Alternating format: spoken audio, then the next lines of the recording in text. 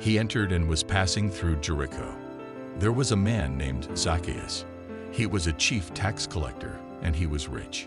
He was trying to see who Jesus was, and couldn't because of the crowd, because he was short. He ran on ahead and climbed up into a sycamore tree to see him, for he was going to pass that way. When Jesus came to the place, he looked up and saw him, and said to him, "Zacchaeus, hurry and come down, for today I must stay at your house." He hurried, came down, and received him joyfully. When they saw it, they all murmured, saying, "He has gone in to lodge with a man who was a sinner." Zacchaeus stood and said to the Lord, "Behold, Lord, half of my goods I give to the poor. If I have wrongfully exacted anything of anyone, I restore 4 times as much." Jesus said to him, "Today salvation has come to this house, because he also is a son of Abraham. For the Son of Man came to seek and to save that which was lost." As they heard these things, he went on and told a parable, because he was near Jerusalem, and they supposed that God's kingdom would be revealed immediately. He said therefore, a certain nobleman went into a far country to receive for himself a kingdom, and to return. He called 10 servants of his and gave them 10 mina coins, and told them, "Conduct business until I come." But his citizens hated him, and sent an envoy after him, saying, "We don't want this man to reign over us." When he had come back again, having received the kingdom, he commanded these servants, to whom he had given the money, to be called to him, that he might know what they had gained by conducting business. The first came before him, saying, "Lord, your mina has made 10 more minas." He said to him, "Well done, you good servant. Because you were found faithful with very little, you shall have authority over 10 cities." The second came, saying, "Your mina, Lord, has made 5 minas." So he said to him, "And you are to be over 5 cities." Another came, saying, "Lord, behold, your mina, which I kept laid away in a handkerchief, for I feared you, because you are an exacting man. You take up that which you didn't lay down, and reap that which you didn't sow." He said to him, "Out of your own mouth I will judge you, you wicked servant. You knew that I am an exacting man, taking up that which I didn't lay down, and reaping that which I didn't sow. Then why didn't you deposit my money in the bank, and at my coming I might have earned interest on it?" He said to those who stood by, "Take the mina away from him, and give it to him who has the 10 minas." They said to him, "Lord, he has 10 minas.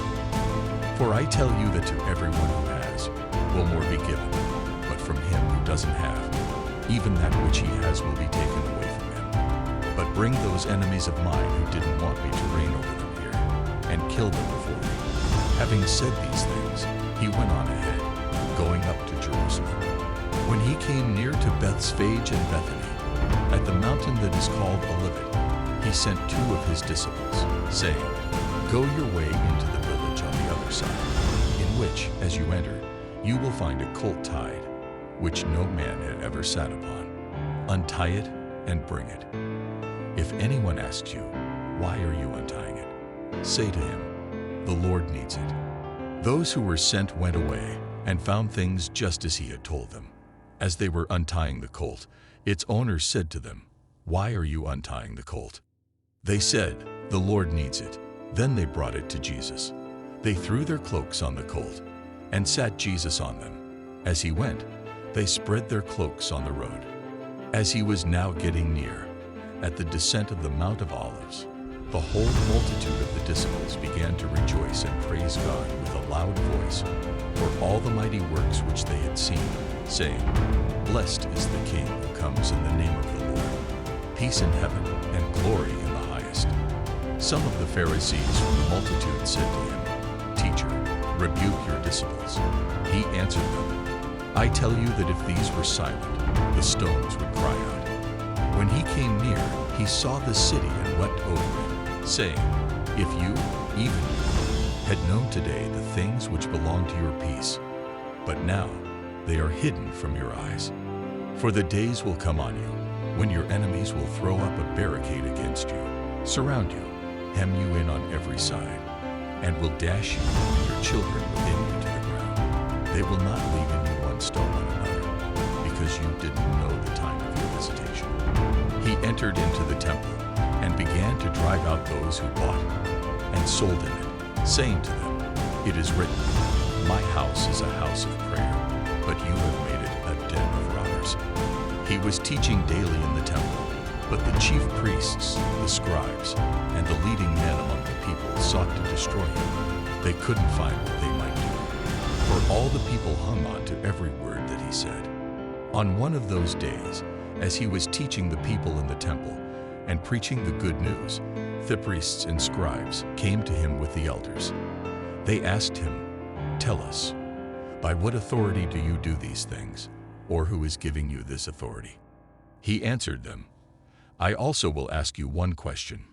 Tell me, the baptism of John, was it from heaven or from men?" They reasoned with themselves, saying, "If we say, 'From heaven,' he will say, 'Why didn't you believe him?' But if we say, 'From men,' all the people will stone us, for they are persuaded that John was a prophet." They answered that they didn't know where it was from. Jesus said to them, "Neither will I tell you by what authority I do these things." He began to tell the people this parable. A man planted a vineyard and rented it out to some farmers and went into another country for a long time. At the proper season, he sent a servant to the farmers to collect his share of the fruit of the vineyard. But the farmers beat him and sent him away empty.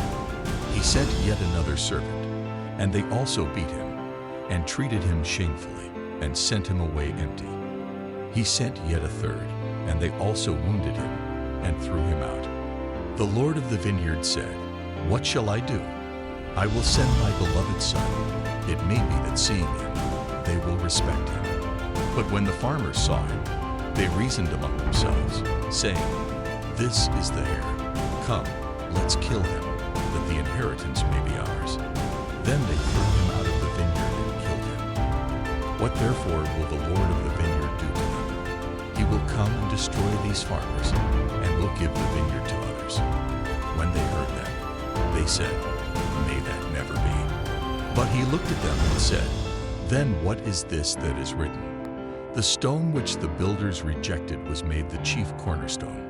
Everyone who falls on that stone will be broken to pieces, but it will crush whomever it falls on to dust."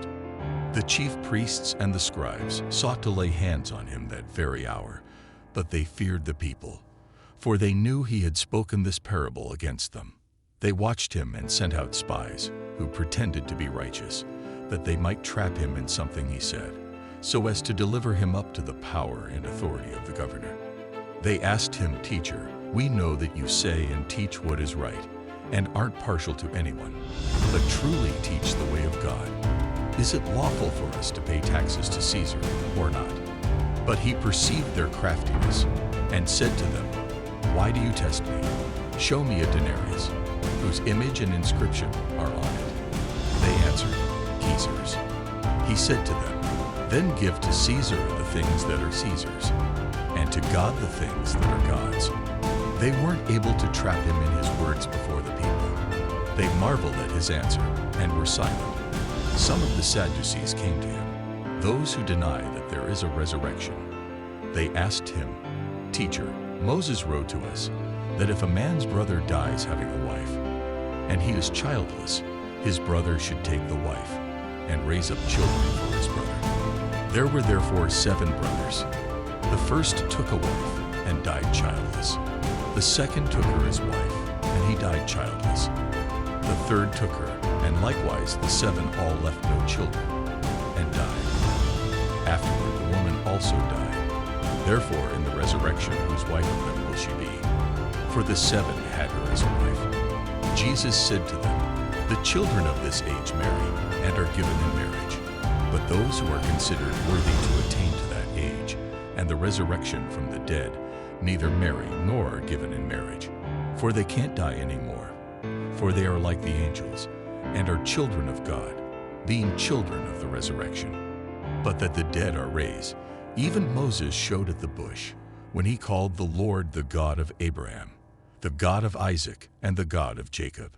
Now he is not the God of the dead, but of the living, for all are alive to him. Some of the scribes answered, "Teacher, you speak well." They didn't dare to ask him any more questions. He said to them, "Why do they say that the Christ is David's son?